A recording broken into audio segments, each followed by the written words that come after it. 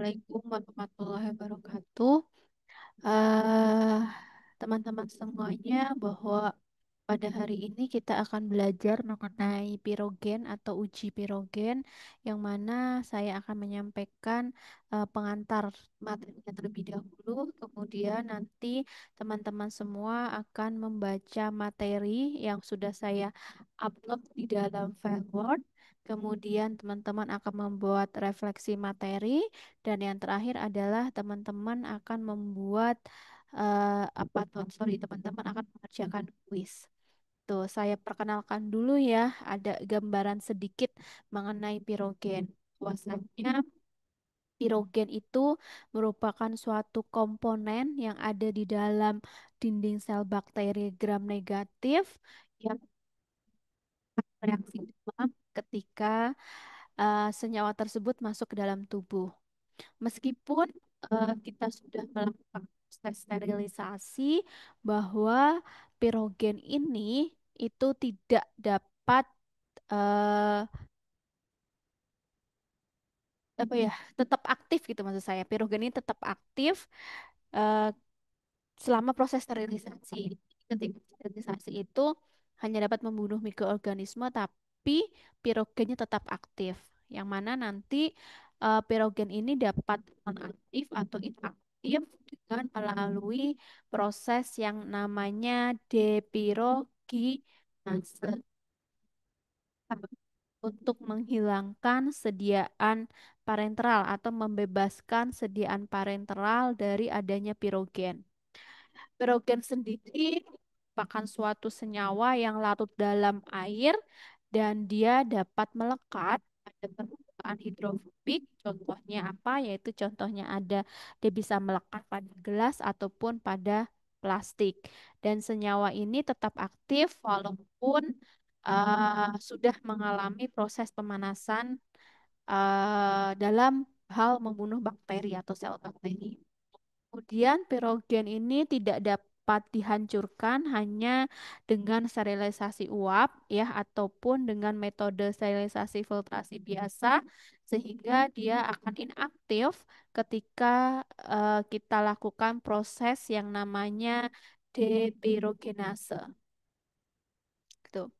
Nah, pirogen sendiri itu terbagi menjadi dua jenis, yaitu ada pirogen eksogen dan juga endogen. Di mana kalau pirogen eksogen ini dia berasal dari luar tubuh seperti bakteri, virus, mikrofungi, dan beberapa obat steroid yang mana ketika masuk ke dalam tubuh akan menyebabkan reaksi demam. Sedangkan pirogen endogen, namanya juga endogen, yang mana pirogen ini itu dihasilkan dari tubuh sebagai adanya pirogen eksogen. Atau pirogen endogen ini dia sebagai mediator demam ya, dengan proses pelepasan sitokin sama enterleukin. Sedangkan dari mana saja sumber-sumber pirogen? Bahwa sumber-sumber pirogen ini bisa berasal dari air, kemudian berasal dari peralatan produksi, maupun dari bahan telarut atau zat aktif. Nah, kalau dari air, walaupun memang cara pembuatan air dengan cara destilasi, akan tetapi ketika setelah proses destilasi itu ada proses penyimpanan, nah itu dapat menimbulkan kontaminasi mikroba gitu. Sehingga ketika memang air atau air for injection itu sudah dibuka ya, maka harus digunakan dalam waktu 24 jam, atau misalkan tidak, dia harus disimpan pada suhu 3 derajat, 5 derajat Celcius ataupun 30 derajat Celcius. Hal tersebut untuk menginap di dalam air. Kemudian peralatan produksi, bahwa tadi sudah saya katakan bahwa si pirogen ini dia dapat melekat pada permukaan yang bersifat hidrofobik ya, seperti gelas ya, ya peralatan gelas untuk pembuatan sediaan parenteral. Kemudian sehingga sebelum digunakan, bahwa peralatan produksi ini harus depirogenase efektif. Kemudian kontaminasi itu juga bisa terjadi saat zat terlarut zat larutnya itu mengedap dari larutan pirogenik. Nah, nanti pirogeniknya itu dapat terperangkap ya dalam lapisan partikel padat dan dapat dihilangkan dengan proses rekristalisasi. Kemudian bagaimana cara pencegahan pirogen, masuknya pirogen di dalam sediaan kita? Itu ada empat tahapan. Yang pertama adalah bahwa tetesan air ya dengan proses destilasi itu mungkin mengandung apa ya, yang mungkin mengandung pirogen itu tidak boleh terbawa sampai destilat. Dan yang kedua, wadah ya, wadah untuk menampung hasil destilat itu harus dilakukan sterilisasi terlebih dahulu atau harus dibilas terlebih dahulu menggunakan air destilat murni. Kemudian yang ketiga, bahwa air hasil destilasi nah, itu harus digunakan segera setelah proses destilasi selesai.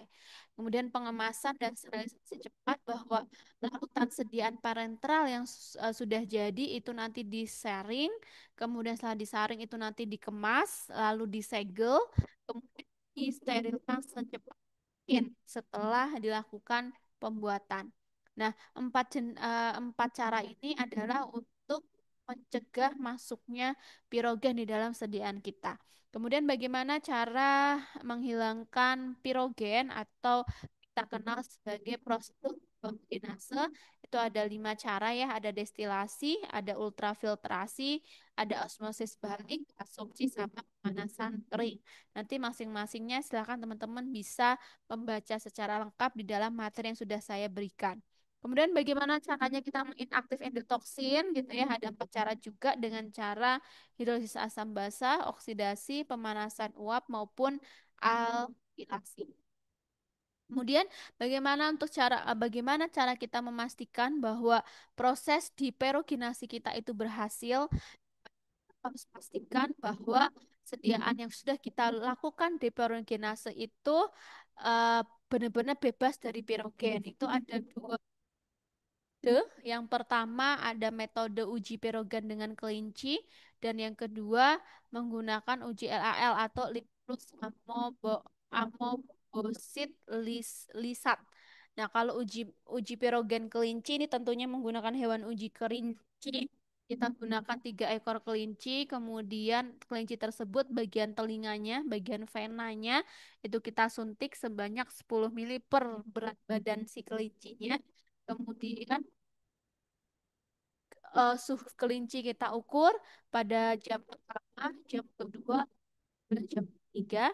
Kemudian apabila ada kenaikan sebesar 0,6 derajat Celcius setiap jamnya, nah berarti masih ada pirogen di dalam sediaan kita. Mau pakai kelinci gitu ya, ada metode yang tidak menggunakan kelinci dan metodenya lebih efisien dan lebih cepat, yaitu menggunakan uji LAL atau Limulus Amoboktin Lisat. Ini sebagai pengganti uji kelinci. Nah, mungkin itu yang bisa saya sampaikan terkait dengan uji pirogen. Jadi teman-teman silahkan lakukan tadi saya sebutkan. Demikian yang bisa saya sampaikan. Kurang lebihnya mohon maaf. Assalamualaikum warahmatullahi wabarakatuh. Selamat belajar dan sukses selalu.